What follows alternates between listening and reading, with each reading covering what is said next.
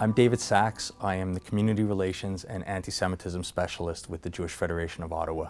When I look at those images of William Lyon Mackenzie King, I think of him as someone who the country knows as the leader during World War II and one of the longest serving prime ministers, and consistently ranked as one of the top prime ministers. But to the Jewish community, he's known really differently.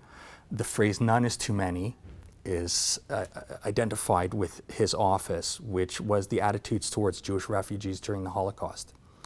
And Canada was one of the least welcoming countries in the developed world for Jews during the Holocaust, and largely as a result of not just Prime Minister King's attitudes, but everyone that he was surrounded by at that time in those offices had that attitudes towards Jews.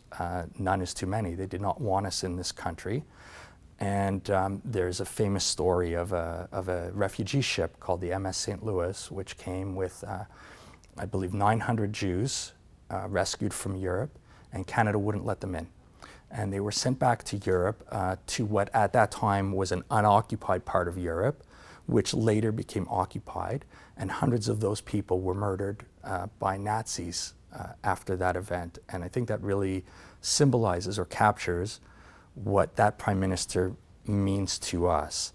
So when I look at that image and I think of those parallel histories, and then I look at the other images and realize there is so much more of those histories relating to other minority groups, to Black Canadians and to Indigenous Canadians, that I'm not necessarily familiar with, it just, it has a great impact on me, and it makes me want to go further into the work to see what are those other stories that I don't know.